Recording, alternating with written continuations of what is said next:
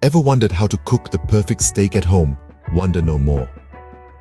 Today, we're diving deep into the sizzling world of steak mastery. We'll break down the process into simple, easy-to-follow steps. From choosing the right cut to the importance of quality, we've got you covered. And no need to worry about fancy culinary jargon. We're keeping it as simple as your grandma's apple pie. So strap on your apron, folks, because by the end of this video, you'll be able to grill a steak that would make a chef green with envy. The journey to the perfect steak begins at your local butcher or supermarket.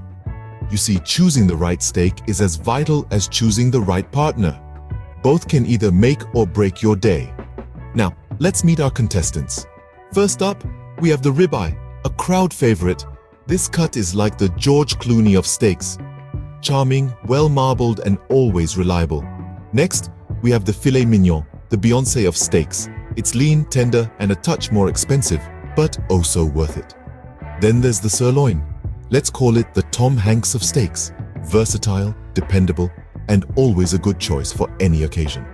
Lastly, we have the T-bone, the ultimate Arnold Schwarzenegger. It's big, it's bold, and it's got a bit of everything. Remember, the better the steak dinner. It's like dating, you know, you have to pick wisely. Now that you have your perfect steak, it's time to dress it up. And no, I don't mean a tiny apron and chef's hat. When it comes to steak, seasoning is key.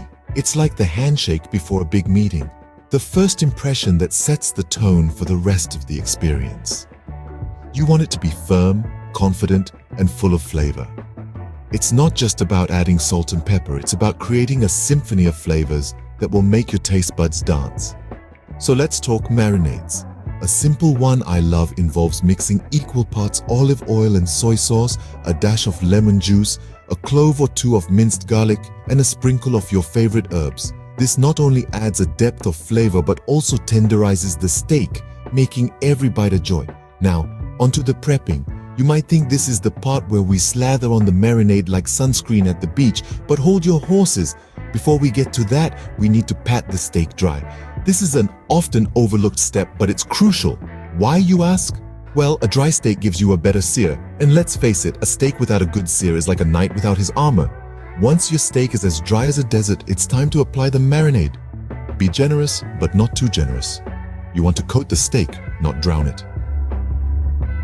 Think of the marinade as the steak's personal stylist. It's there to enhance the steak's natural good looks, not cover them up. All right, it's showtime. Let's turn that raw piece of meat into a culinary masterpiece. The first step, my friends, is to preheat your pan. You want it hotter than a summer's day in the Sahara. This will give your steak that mouth-watering caramelized crust we all love. Now remember, we're cooking steak, not setting a new world record for smoke signals. So keep an eye on that pan. Once it's smoking hot, it's time to introduce your steak. Lay it gently in the pan, like you're tucking it into bed. You should hear a satisfying sizzle. That's the sound of flavor being born. Now, how long should you cook each side? Well, that's a matter of taste. If you like it rare, a couple of minutes on each side should do. If you prefer your steak medium, give it 3 to 4 minutes. And if you're in the well-done camp, you're looking at about 5 minutes per side. Remember, we're not making leather here, so don't overdo it. To check for doneness, you can use the poke test. Press the steak with your finger. If it's soft and bouncy, it's rare. If it's firm, but still has some give, it's medium. And if it feels like your old high school eraser, you've ventured into well-done territory. And there you have it, a perfectly cooked steak ready to be devoured. Now, the moment you've been waiting for.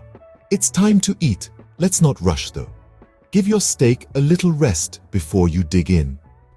Think of it as a power nap for your meat. It helps the steak to retain those delicious juices. Once it's done resting, go ahead, cut into it, and savor the fruits of your labor. Taste the magic you've created with your own 2 hands. Bon appetit! Enjoy your homemade, perfectly cooked steak. Remember, if anyone asks, it's a family secret recipe.